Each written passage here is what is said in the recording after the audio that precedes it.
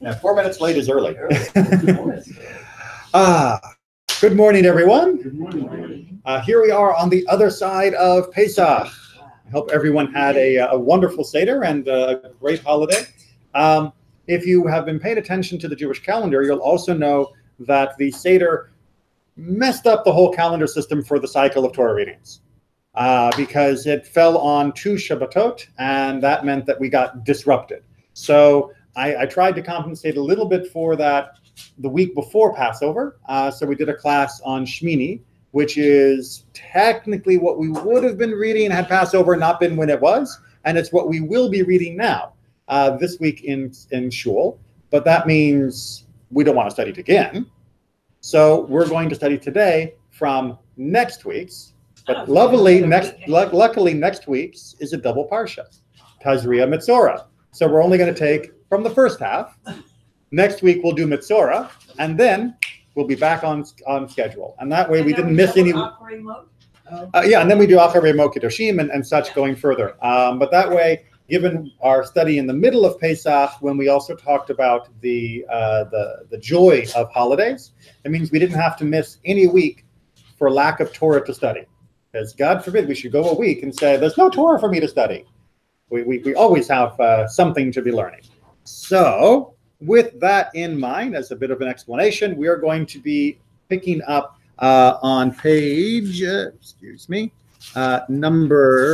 13. 651. And it is 651, yes. The Lord says, Which is a rather common intro, although we're going to come back and dissect that eventually. No spoilers, but we are going to come back to this phrase. So we are going to be talking in Tazria about Mitzorah. I know that's confusing. So one of the dominant topics of the parasha is Sara'at. And I'm going to write that up on the board just so that we can all have our shared spelling. Sara'at.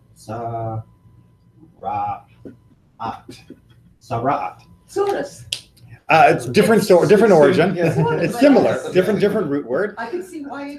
Yeah, but Sara'at is usually translated into English as leprosy, and this is that's a Z. Okay, what's number 8? Ra. That's an R. A resh. That's an R. Yeah, that's you know. All right. We better? No, he looks like a Now person. it's stick people. Yeah, like a stick person. Yeah. Oh, that does look like a stick person. I'm sorry. Oh, Or God. my comments. I know, I'm going to be in trouble. All right. Beautiful. Oh, yeah. And here I was going to send you back to first grade to learn how to print. It didn't work the first time. Why would it work now? That's right.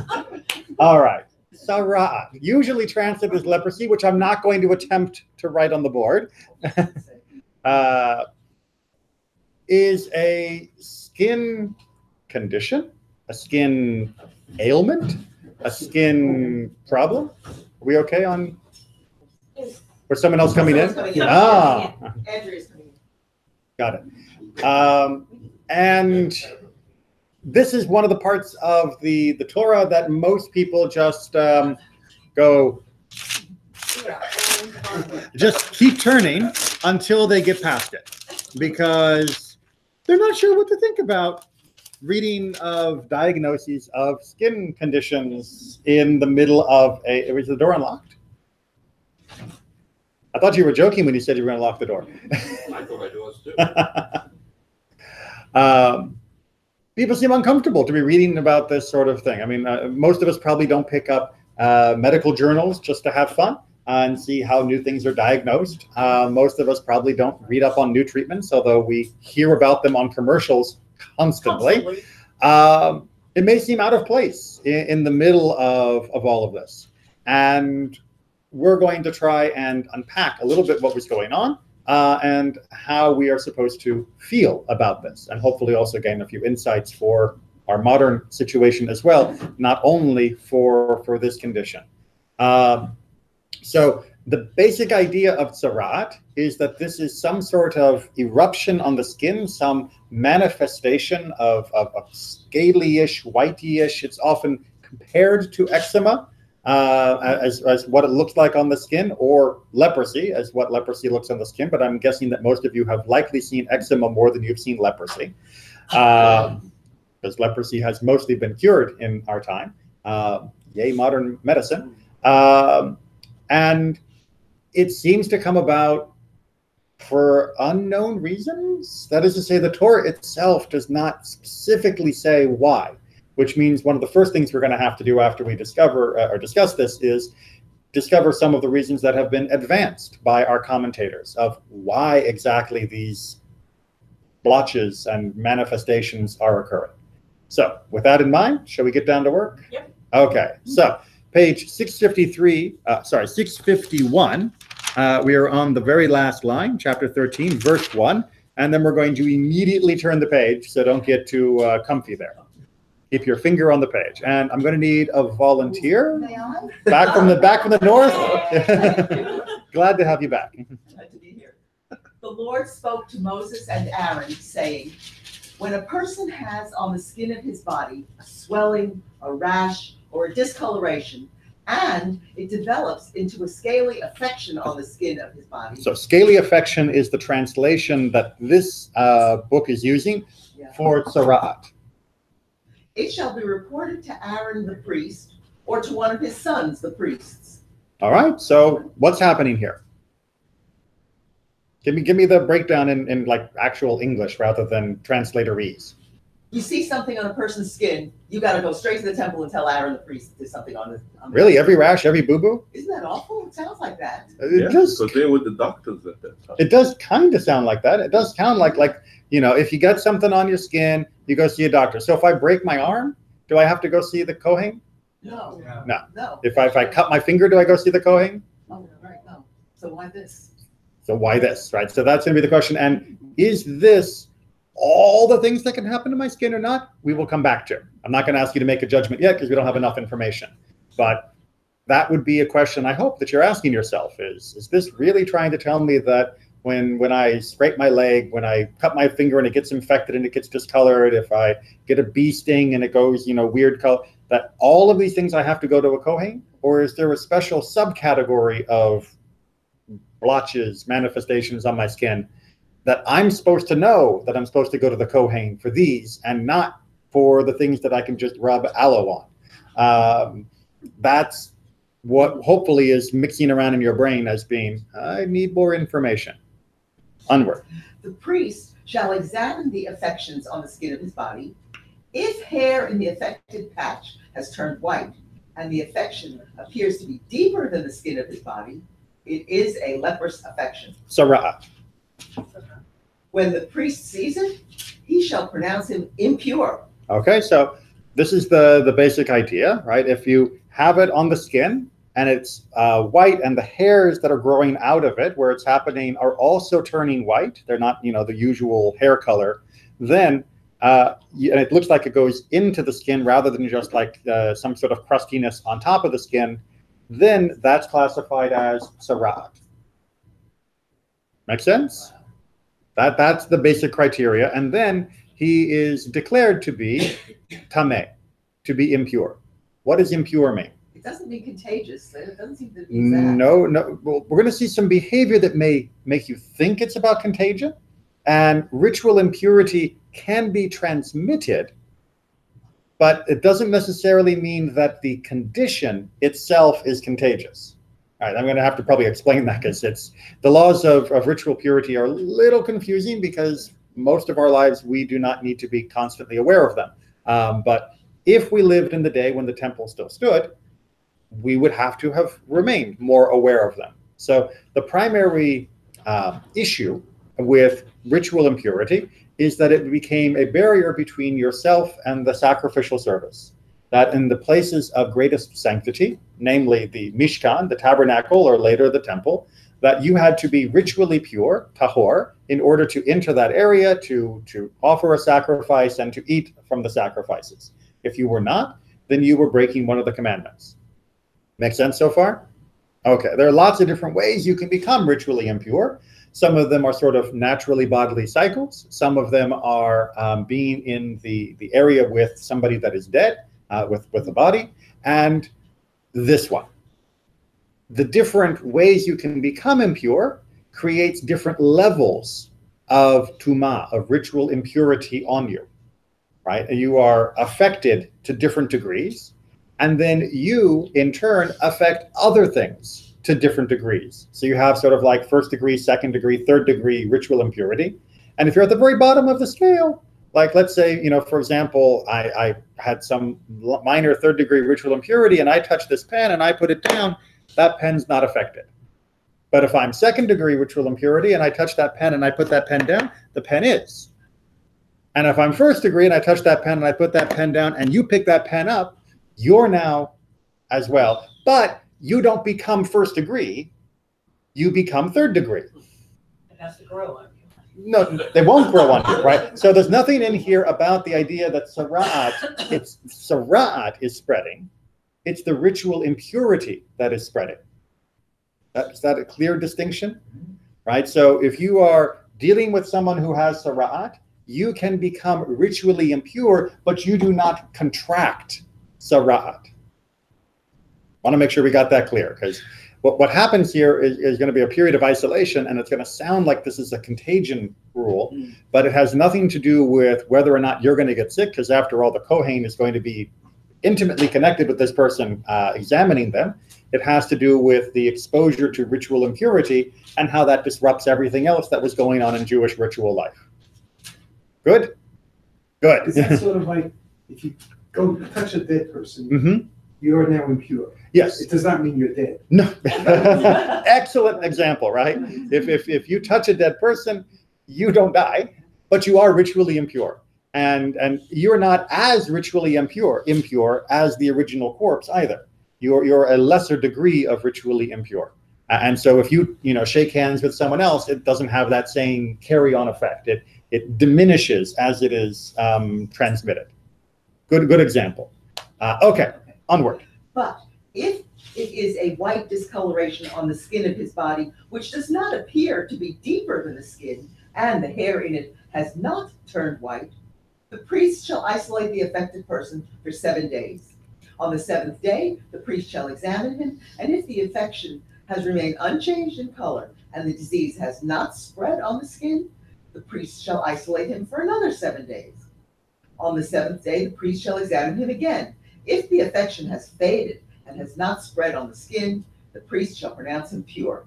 It is a rash. He shall wash his clothes, and he shall be pure. All right. So after a period of 14 days, if it looks like it's going away, then even though it's not yet away, the person is not ritually impure. And you'll notice in the meantime, while he's being isolated, he's not considered ritually impure either.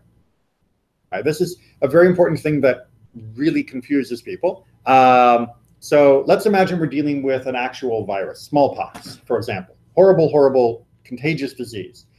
Very virulent. We should be very thankful that we have vaccines against it. So let's imagine you're dealing with smallpox, and there's a guy who comes in and he's hanging out with you and he coughs a little bit, and he's using your silverware, and he washes his hands on your towels and all of that, and then he leaves, and then a day later you find out he had smallpox. What are you doing to all the stuff he touched? Sterilize. Yeah, burn. Right, sterilize it. You're getting rid of this stuff. On the other hand, let's imagine there's somebody who's like, wow, I've got this really weird white patch on my arm, and my skin, my hair is turning white, and that really goes down to the bone, it seems. I better go talk to the Kohen. And he goes and talks to the Kohen, and the Kohen says, yep, that's Sarah, all right, you got it. What do we do with all the stuff that guy owned and touched before he went to see the Kohen? Nothing. Nothing. It's not ritually impure. Right? It only becomes ritually impure after he was declared ritually impure, and then he touches it.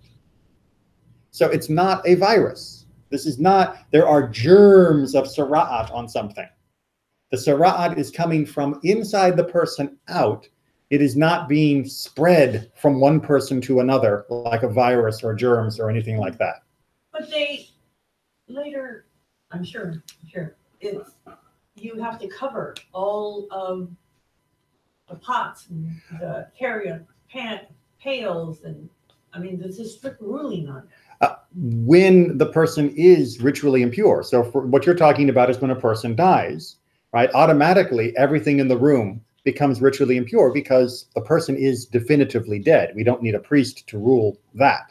But for example, in Mitzorah, when we talk about when a building is afflicted with Sara'at, which again, buildings don't get sick, but they do get Sara'at, everything is removed from the building. They do the inspection, and then they declare whether it's ritually impure or not. And all the stuff that you already removed is not affected by the status as it's declared. It's only affected if you left it in there and the priest said, yes, it's Sara'at. Then yes, it would become ritually impure. So what then is the purpose of the isolation? Because he needs to be examined, and we can't have it, it needs to be examined for making sure that it is or isn't Sara'at. He has to be on hand for that. And also, we have to make sure that if it is a disease, that it doesn't spread. You know, that's the irony here, is that if this is a rash, if this is something that's an actual disease, then we do have to contain it. We do have to be worried about the person spreading it. And if it is actually impure, then we also have to worry about them spreading, in sense, the impurity, but not the source of the impurity. So it looks very similar to what we're doing for this person until we can figure out what do we got here. Which brings us to the next verse when we do with if it's not fading. But if the rash, This is verse 7 for those who lost track in the paragraph. if the rash should spread on the skin after he has presented himself to the priest and been pronounced pure, he shall present himself again to the priest. And if the priest sees that the rash has spread on the skin, the priest shall pronounce him impure. It is leprosy. Right? So if we're thinking of going down, but then it comes back with a vengeance, then he has to go back to the priest. And now, yes, it actually wasn't just a rash. It really was Sara'at. And it just wasn't developing in the normal linear curve. It went up, down, and then up again. And boom, now this person. Okay, I'm looking at the clock. I want to get to our commentary because the commentary is going to help us make a little more sense of this. So with what we've said in mind to start, there we go, that way around, and that way around. We can definitely say that this is not a virus, right? And we can definitely say that this is not being spread as a contagion. So what's causing it? Why is this happening? And so we're going to look at some different explanations that are brought from our tradition. All right, so everyone got a copy? We didn't run out? Oh, I think we're all good. All right, Harriet, if you wouldn't mind. Possible causes. Lashon hara. Right, which is often translated as gossip. Lashon hara is often pointed to as being a possible cause for this. As with Miriam's talk about Moses' wife. Right, so you may remember when she is gossiping about his wife, she gets Sara'at, and it seems like it could be the gossip that is triggering this. Again, it's not definitive. It is, what do they say? It's a correlation, not proving causation. So we're not 100% sure, but it does seem to match up a little bit. The rabbis also bring a teaching that because you motzi shem ra, you bring out someone a bad name, that it makes you a mitzorah. It's a play on words. Motzi shem ra, mitzorah. The two words sound very, very similar. So that's one theory that's advanced. Gasut ruach, haughtiness of spirit. Right? Being arrogant. Yes, with Naaman. Naaman, the chief officer of the king of Aram, was a great man before his master, that's in Kings, is understood to mean that he conducted himself in an arrogant manner. Right, so why did Naaman have Sara'at? He wasn't even Jewish, because he was one of the most arrogant people you would ever meet. And so he was afflicted with this Sara'at, and that took him down a notch and made him actually have to come and talk to the prophet Elisha. Which, if you haven't read that story, it's one of the really high points of Elisha's career. Chemdat Mammon, which is a jealous desire for money. Elisha had cured Naaman from tzara. Naaman offered Elisha payment, but he refused to accept. Gehazi, Elisha's student, chased after Naaman and took the payment for himself. He was punished with ta'avat. See this week's Haftorah, where lepers plunder first before helping others. Right, so for the Haftarah for Tazria Mitzorah, that actually talks about that idea as well. But the idea here is that Naaman got Sara'at afterwards, and it wasn't just transferring it from one person to the other. It was because they each displayed a similar trait, a similar behavior. And Gehazi showed himself to be greedy. He was after the cash. Said scripture, in a house of the land of your possession, in Leviticus. This is actually from the next chapter. Then what am I to make of to him, affected by the uncleanness that is under discussion, is him who treats his house as singularly his own, not being willing to lend his utensils, but saying he has none. Right? You go over to your neighbor and you say, "Can I borrow a saw?" You say, "I don't have a saw." Okay.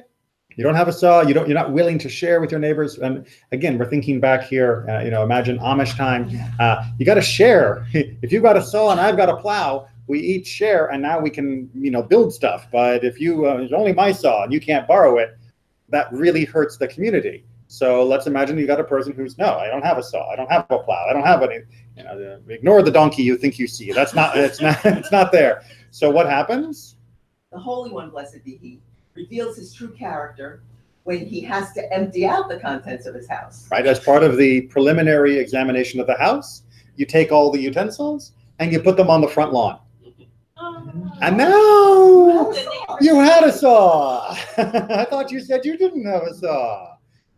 Look at that. I see your saw.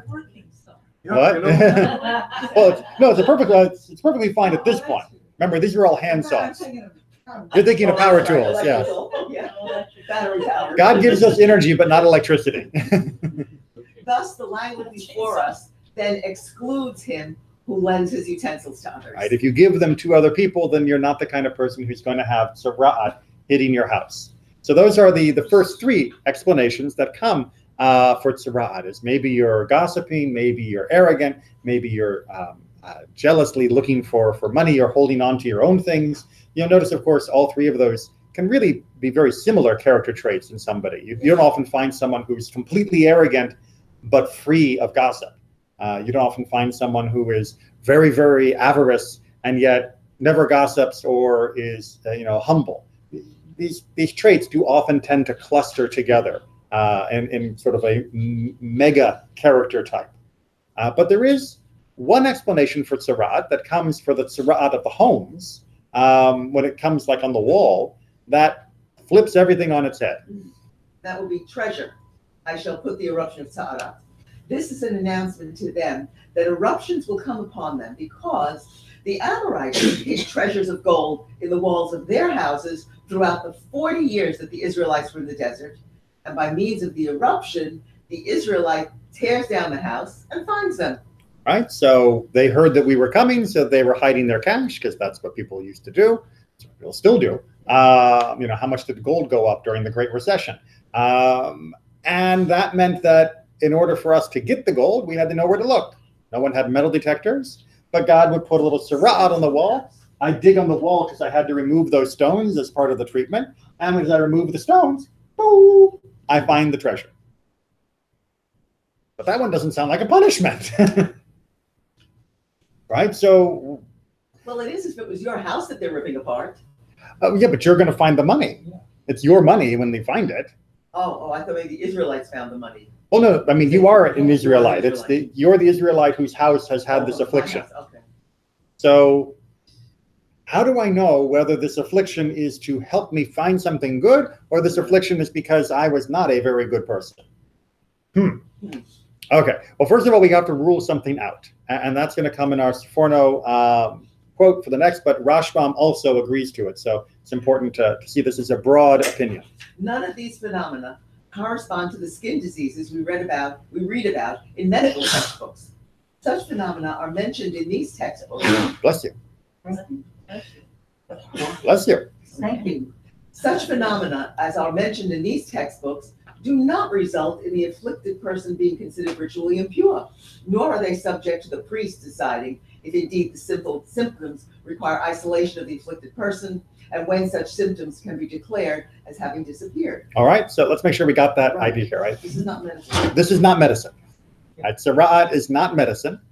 And if you have a medical problem, you don't go to the priest. And you have tzara'at, you do go to the priest rather than a doctor. Because the doctor can't cure this, and the priest can't cure anything else. Make sense? And you may also notice the priest isn't actually curing the tzara'at. The priest, if you read the rest of the chapters, is diagnosing and treating it as it runs its course, but not actually somehow stopping it. Cure for it. Right. There's no magic. There's no magic. And in fact, that's why we're going to see what this is really more about. According to Berachot 5, That's the Talmud. The only skin afflictions which may be viewed as God's reminder to improve our lifestyle are the 4 kinds mentioned in our chapter. Those were right up at the beginning in chapter and verse 2. Right, so, but notice what they're saying is the implication of this. Why would these 4 types come? To improve our lifestyle.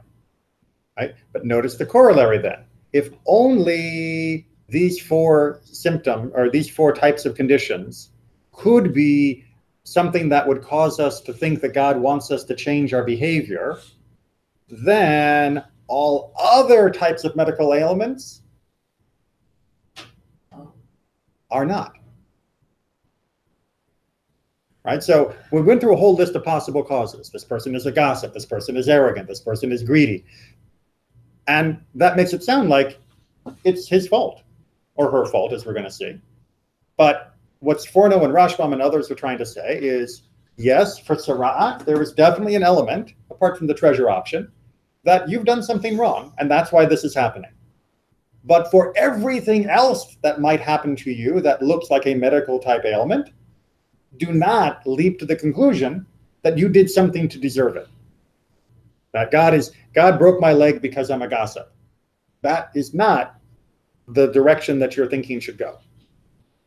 I understand that, but it's interesting, especially among the Orthodox. I think one of the first things, if something bad happens, you examine yourself. Yes. You know, that's like the first.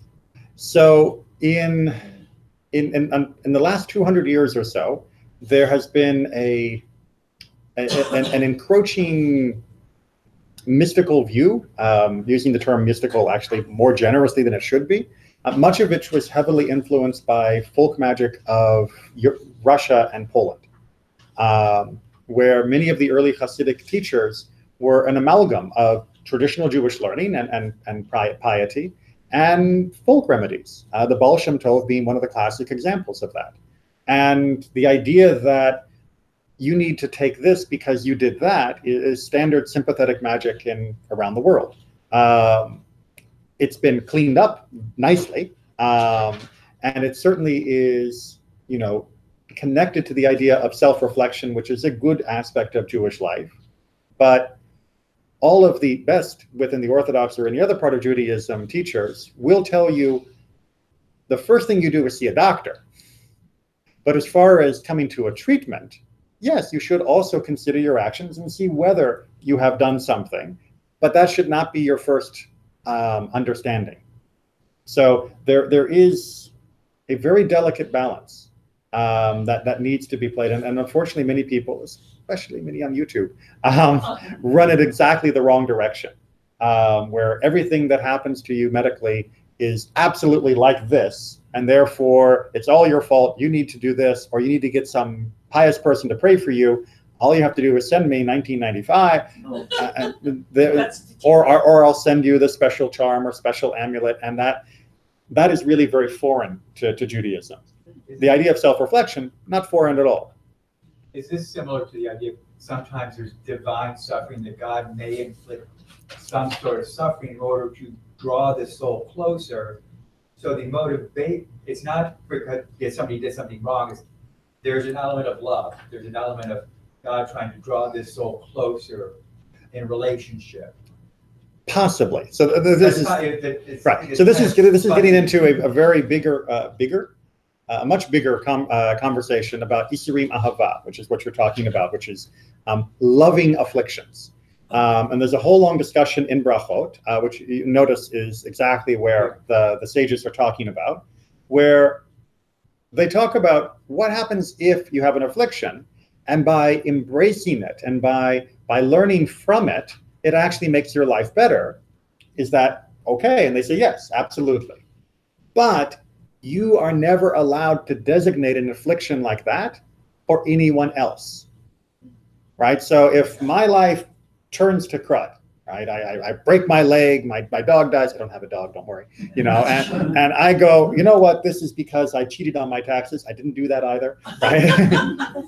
And so I say, thank you, God, for letting me know this and doing this. And I get my leg fixed and my dog I bury. And I'm honest on my taxes next year, and I don't break my leg again, and my new puppy lives. That's fine for me to read it as being a conversation with the divine. On the other hand, if my neighbor breaks his leg and his dog dies, I'm not allowed, says the Talmud, to say, well, you must have done something wrong. Because in fact, that is exactly what the friends of Job did, and were slammed by God for doing. That you're not allowed to ever tell anyone that what they're suffering is because they deserve it. Unless it's this. Unless it's Sarat. Well, that's because it's under such a controlled condition through the Kohen.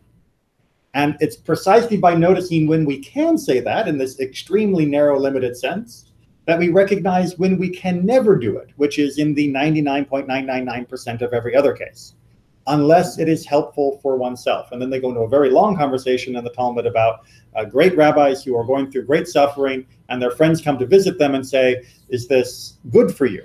Right? Are you enjoying your suffering? Are you learning from it? Is it beneficial to you? Is this a suffering of love? And the person says, no, nor is any reward I might get from it. Make it stop. So you are absolutely allowed to reject suffering as being somehow a reward, or God forbid your just deserts, if it doesn't feel that way to you.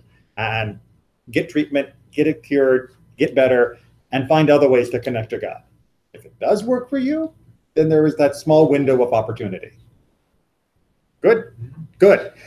Onward. Okay, with 6 lines up from the bottom. While they are not classified as afflictions revealing God's love for the person thus afflicted, they are, however, described as an altar serving as a stepping stone to atonement for the character weakness that the afflicted person has to overcome. That's what our Tzara'at is labeled as, right? This is meant to be something that will fix this character weakness. God does not employ any other medically well-known skin diseases as his instrument to call us to order for various sins committed. Right, so that's why we don't have large books in Jewish history that say, if you have this on your toe, then this is what sin you committed. If you have this on your ear, this is what sin you committed. There are plenty of magical type traditions that have those kinds of interpretive guides. Judaism does not. One little grammar thing on the back that was just nice opportunity to explain. The word Adam or Adam, right, which is the beginning of verse 2. Could be either a man or a woman, a minor, a male, or a female. Right. So even though the word Adam is often used as the proper name of Adam Rishon, the first man, the one back in Adam and Eve, Adam as a Hebrew word, because Guni is reminding us, usually has the sense of human being, meaning a sort of general person, what we would say in the modern English as person, as opposed to man with a limited gender or age category. So from verse 2, when it says, if this happens to an Adam, we need to make sure that we're hearing that this could happen to men, women, old, young, and not think that this is only the thing that's going to happen to people of 13 years age and older who happen to be men. Because this is more general than that. Make sense? No one's off the hook. Then the words terrible and dreadful, which is the beginning of a quote from Habakkuk. This refers to the human race, which rules over all which the Holy One has created in his world. Okay. It's like, wait a minute. we're dreadful and terrible because we rule? Yeah. Well, kind of. The way it's stated in Psalms, you have set him as ruler over the works of your hands. His justice and his elevation come from him. Thus, when he sins, he brings upon himself torments from his body. All right. So that's going to take a little bit of explanation, which is, or a lot, yeah. So in Habakkuk, he says that these people are terrible and horrible. They are awe-inspiring, but also terrifying. And who's he talking about? Well, in context, it sounds like he's talking about the Babylonians. But in the Midrash, he says, no, actually what Habakkuk is talking about is humanity. Because humanity has this unique feature of basically setting themselves up as being in charge. Now, partly, yes, they were given that job. But for most of us, our justice and our elevation, our pride, comes from ourself, right? We're not judging because of what God has told us how to judge. We're judging what we feel like. And because that's flowing from us, then when I make a transgression, I'm going to bring my flaw back to its source. He explains. Well, kind of. Thus, when he sins, he brings upon himself torments from his body. Why? Because God's ways are not like the ways of flesh and blood. When flesh and blood wants to punish his servants, he brings whips and fetters to punish them and cause them pain. The Holy One is not like that. Rather, it is from a person's whole body that God punishes and beats him. Thus, it was stated in Habakkuk, his justice and his elevation proceed from him. They come from him. So it's kind of like if you are sending out your justice, your actions, your behaviors, and they're hitting the world and they're bad, then it's going to reflect right back into you because it came from you. Whereas if you are taking what God wants in the world, well, obviously it's not going to be bad, but you also don't have to worry about it rebounding on you. If the origin is you, then you will be the location, the locale of the punishment. Right? It's what we call built-in inevitable consequences. Right? If I hit myself in the foot with a hammer, I shouldn't expect anyone else to suffer. Because I'm the one who originated the will to hit with a hammer, and I'm hitting my own toe, the pain's just going to come right back up to the arm that did it, or to the body that chose to do that. So what this is basically saying is that humanity, when it makes itself into a closed loop, should not be surprised that it bears the brunt of the consequences of its behavior. And God doesn't need something else. He doesn't need a meteor to drop on us to get our attention. He's got Tzara'at to get our attention if we've done something wrong. So far, so good. He's going to make the connection much more closely in just the next sentence. Yes, from where is this shown? Prove it. From what we read on the matter in Leviticus. When anyone has on the skin of his flesh a swelling or a sore or a bright spot, and it becomes on the skin of his flesh the plague of leprosy, he shall be brought unto Aaron the priest. That's a Midrash Tanhuma. So you'll notice the two parts that I actually put in the Hebrew for, because without it, the Midrash doesn't really make sense. Back up in Habakkuk, right, we have Utz Eto, right, his elevation, his lifting up is what's used there. And here for the word for swelling, guess which root it comes from? It's 8, right? So it's the same root word. So his swellingness, his swelling, right? He got a swollen head, meaning he was arrogant. So he gets swollen skin, meaning he gets Tzara'at. So it's using the same root word to say that there is a thematic link here. And just as you are the cause of the problem, your own self will be the location of the disruption and the cause of your correction through Tzara'at. Make sense? Okay. But this doesn't mean we should take it, think that God takes this lightly. It is difficult for the Holy One to reach out his hand against a human being. Rather, he warns a person and afflicts his house, as stated in Leviticus. And when I put a plague of leprosy in a house of the land you possess, if he repents, fine. But if not, it afflicted his clothes, as stated in Leviticus, when the plague of leprosy is in a garment. If he repents, fine.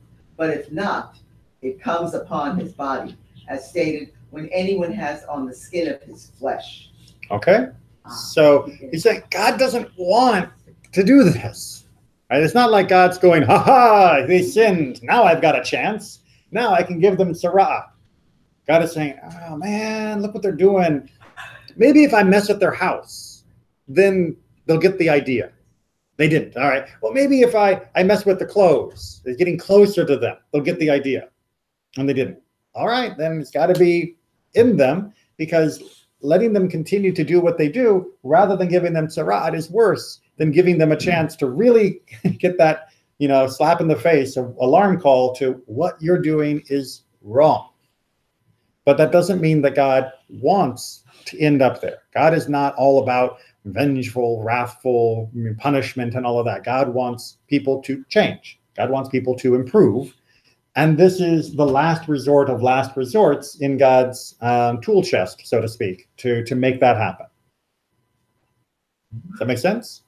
Okay. And one way that we can tell that this is really the last resort is here taken from Rabbeinu Bachya. When introducing the Ta'arat legislation, the name of God does not appear. Clearly, even when legislation presupposes sins by the afflicted, the Torah still does not wish to involve God directly as the one who initiates the curse. This is why the verse starts merely with the words, when someone develops a white spot on the skin of his flesh. Right, so remember I said at the very, very beginning, we were going to come back to the very, very beginning to re-examine the very, very beginning to notice something that was unusual, which is when you look, it doesn't say that God causes the eruption. It never says God gives the person tzara'at. It says when the person has this condition. The same thing with on the future. In the next parasha, it's the same thing about a house. You don't say, oh, this house is infected. You say, it appears as if the house might have this problem. Right. And we need you to come take a look. And that doesn't mean eventually we get to the point of this is ritually impure, this needs to go through this whole procedure and all of that. And we know that the tzara'at is coming from God, but that doesn't mean we should think of God first and foremost as that which curses a person with tzara'at. That's not the primary identity of God. Yes, it's, like I said, it's one of the tools in God's tool chest, but it isn't God's identity. God's identity as compassionate healer, as the one who cares for all of creation, is the identity that should dominate our conception of God. And therefore we see tzara'at as being part of that identity, not as the dominant, vengeful, ruling, punishing type king identity. Make a difference? You see how just that subtle changing of wording, right? It doesn't say that, and then God punishes you with tzara'at, but instead say, you get tzara'at, and here's how we fix it, according to what God has shown us. We also know that the Kohen is the teacher of the Torah Mm-hmm. in the community. So this brings this teacher into your life that can only be for a benefit. Absolutely, absolutely. There's another very subtle wording choice in this particular section, which is normally throughout these passages, we get the phrase, Vayidaber Adonai el Moshe lemor, right? And God spoke to Moses, or in this case, to Moses and Aaron. And right after that, the command usually starts off with, Daber el Bnei Yisrael, and you will say to the children of Israel. And then we get the instructions. We've got none. Right? It doesn't say that, it's not listed as, you should tell everybody all of this. Now, will everybody know this? Of course, because everybody's going to read the Torah. But this is not what all of us should constantly be thinking we can identify, we can recognize, we can diagnose. If it happens to come up and we think that there's a problem, we go to the Kohen. But this is not where, I go, I see you got a little something on your skin there. I'm not a Kohen, but I play one on TV. This is not for public discussion, diagnosis, and WebMD type things. This is very controlled. Well, everything's related about doing stuff in the temple too. So Yes. It's like if you have a this or that, it's just kind of differentiating. This falls into the category of this person can't participate. Right. It's more just a classification thing, maybe. Classification is a great term, and thank you for bringing up the temple, because it lets me move into the conclusion segue, which is, do we still have this? Is Sara'at still a problem? And the answer is no. That without the Temple of Jerusalem, Sara'at is no longer an active ingredient within our lives. This is currently hung up on God's garage. It's not in his toolbox that he's walking around with, because Sara'at was considered by our sages to be a reaction to the incompatibility between a human's behavior and the holiness of God as present through the temple. And without that interaction, without that powerful, potent, and palpable, any other P's you can come up with, presence of God in the world, there is nothing not nothing, but there is a diminished capacity for our behavior to rebound into our own self to create this physical manifestation of our mistakes. So without the temple, we just do bad things and we need to fix them. And we're not getting that interaction that causes this again. So if you see somebody with something that you could swear, if you were a Kohen, you would think is Sara'at, send them to the clinic. Don't send them to the Kohen, because Sara'at is not currently going on, and don't worry about thinking of them as impure. They might be contagious, but they're not impure. They just need medical attention, not rabbinic guidance.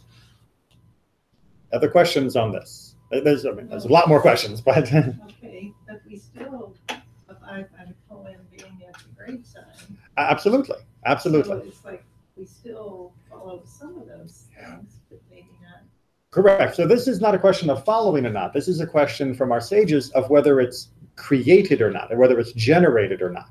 So Sara'at is not happening because there is no temple for it to interact with. That is to say, for our transgressions to interact with.